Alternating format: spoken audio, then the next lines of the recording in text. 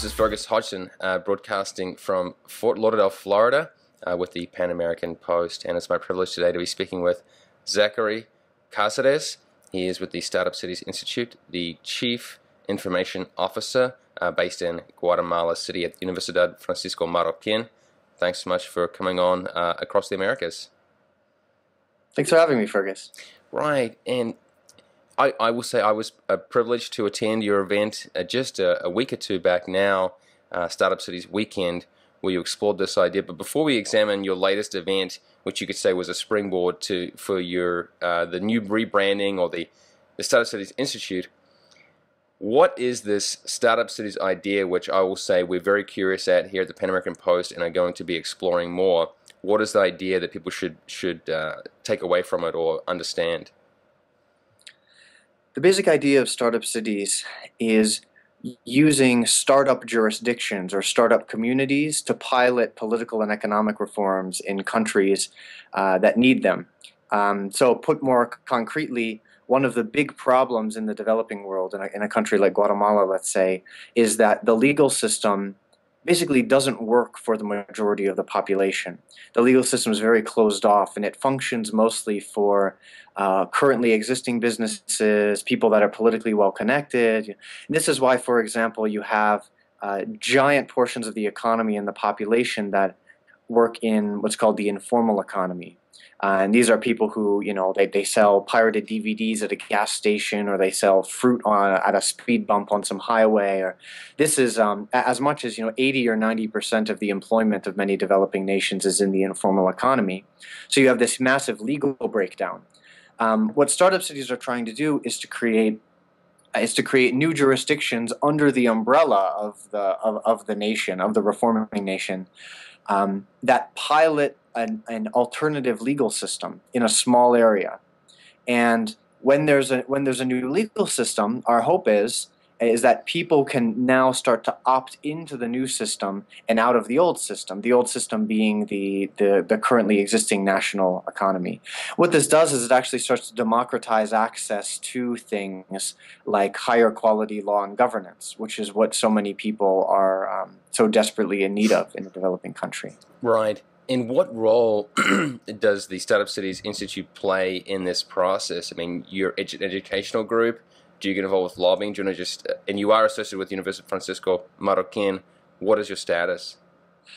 We're a research nonprofit. We don't engage in lobbying. We don't make investments. We're not real estate developers. Nothing like that.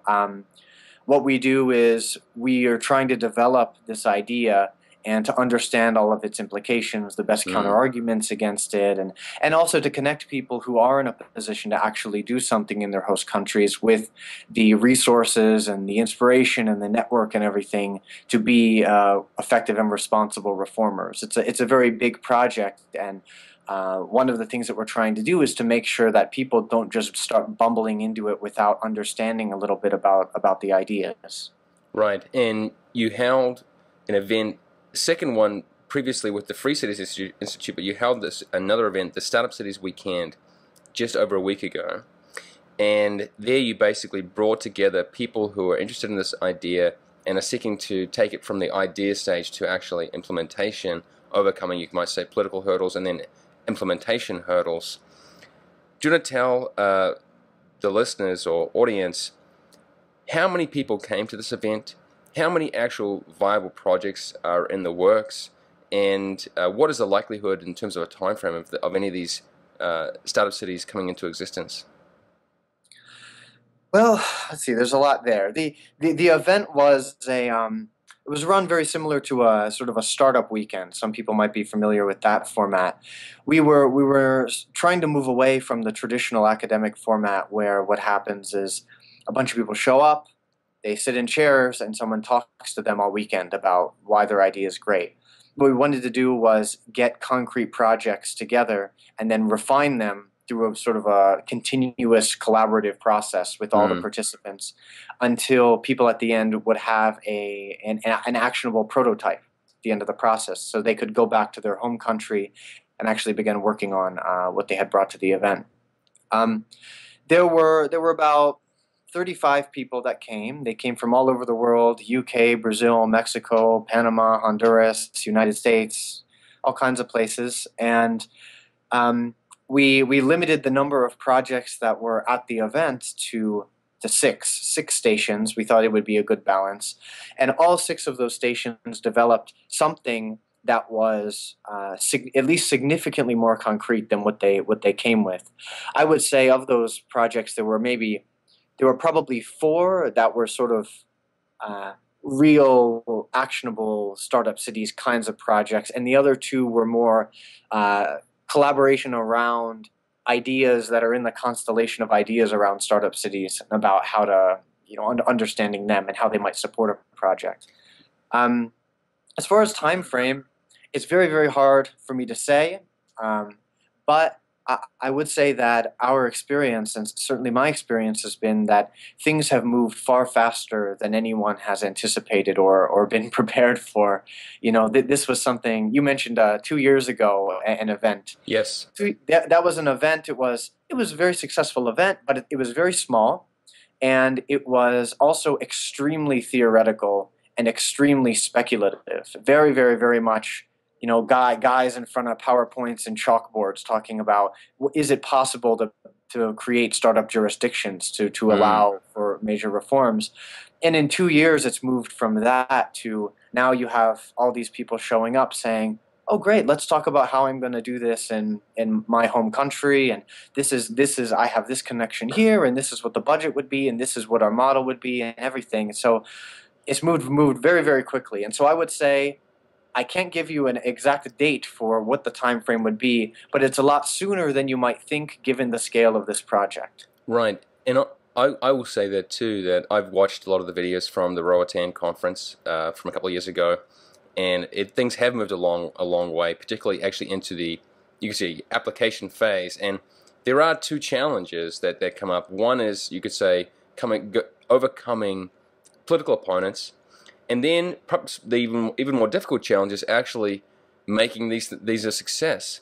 That, what legal structures will you use? What monetary systems will you accept? What systems of taxation will be acceptable within these jurisdictions? Right. When will the first hurdle be crossed? I know that Honduras is closest to that first hurdle, but do you want to explain there, and whether there are any other windows of opportunity in other countries at this point?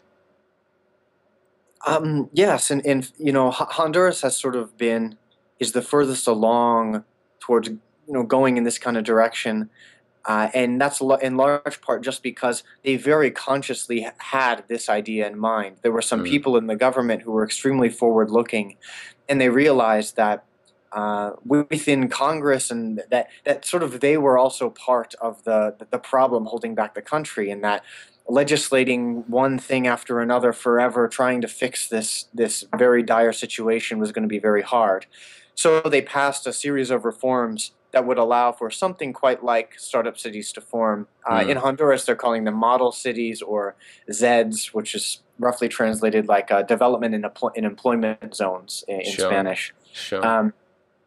So they're very, very far along, and that's certainly it's sort of exciting because we're here in Guatemala to have a neighbor here so far along. But other countries have had legislation in place that could potentially be used for this purpose for a long time.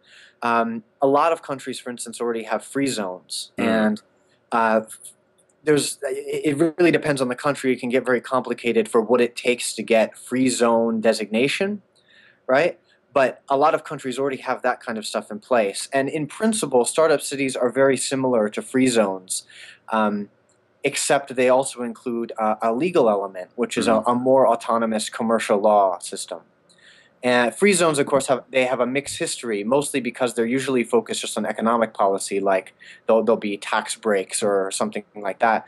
The problem is that what that usually means is that it's a tax break for someone who's very politically well connected, as opposed to, say, opening up a whole alternative for everyone, which is sort of the goal of startup cities. Right. Yeah. One of the observations I had at the event was that there's a lot of, you could say, eagerness for people to move to one of these places, to be a part of it, not just in the you could say, activist or proponent realm, but actually living it. Do you have any thoughts on? Yeah, we've discussed. I guess you can't predict necessarily when these are going to come to be, but on the open immigration element, or whether that will play into these startup cities, that people from outside of that particular country will be able to move there. I think, especially in the early phases, it's very, very, very important that the economic opportunities generated by these areas go to the host nation. Mm. The payoffs, I think, need to go to the people who are in the nation that's being forward-looking enough to reform. I also think, generally speaking, for instance, in a country like Honduras or in a country like Bangladesh or Mozambique, that the people there, especially, are mostly at the bottom of the economic ladder, and they needed a lot more than, say, an upper middle class American who wants to become an expat, for example. All that said, these over time, especially, these areas offer tremendous opportunity to everyone. It's all around the world. For the Honduran reform is structured so that jobs, a large percentage of the jobs have to go to Hondurans, and I Right. understand why they're doing that. Unemployment's really bad. I have no problem with that at all.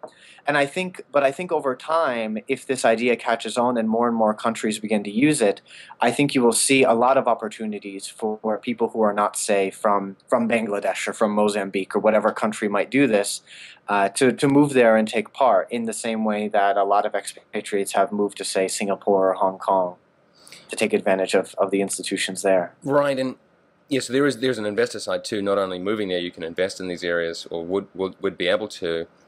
At this point, what are the next steps for StartupCities.org with the Startup Cities Institute in terms of your research and future events? Well, we're really just, like I said, the things have moved so fast that it's just growing far faster than we were prepared for. So we're expanding on basically every front you could possibly imagine. We're trying to expand into producing more regular kind of scholarly content. Okay. That will be a big part of our project. We need to raise a lot more money to accomplish a lot of things, so we're focused now on fundraising too. And we're so genuinely committed to startup thinking and entrepreneurship that we're trying to actually make ourselves very different from the usual kind of think tank or research group. And what we're doing is we're trying to form an umbrella, and beneath that umbrella, we're trying to put independent sort of nonprofit entrepreneurial projects, startups of our own, that address challenges that people who are developing startup cities will face. I'll give you a good example. We are working on developing a public finance platform, a sort of accounting platform for municipal governments that uses Bitcoin for internal accounting. And of course, it could be any kind of digital currency. It doesn't have to be Bitcoin. But the point of this is that if you could deploy this onto a jurisdiction's government, a municipal government, you could basically end corruption. The reason being is that absolutely every cent would be digitally logged and trackable. Right. And in a lot of countries in the developing world, corruption costs them, hundreds of billions of dollars. It's just a way of life, basically, in politics. And of course, we're skeptical that a lot of legacy systems, current national governments, are probably not going to do this because they benefit so much from corruption. But if we can get a startup jurisdiction to pilot a radical transparency software, what we can do is we can show not only that it's very possible to have very responsive and responsible and transparent government, but we hope we can actually inspire national reform, national anti-corruption reform.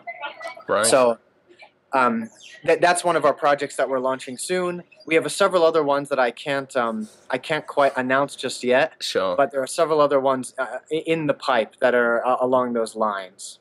No, it's an exciting project, and I'm eager to follow it and have the Pan Am Post be a leading outlet on this topic. So if you want to learn more, it's startupcities.org. We've been speaking with Zack Caceres, and if you want to follow this material, we'll be broadcasting or publishing as much as we can on it at panampost.com. So Zachary, thanks so much for your time. Thanks very much, Fergus. Excellent, mate.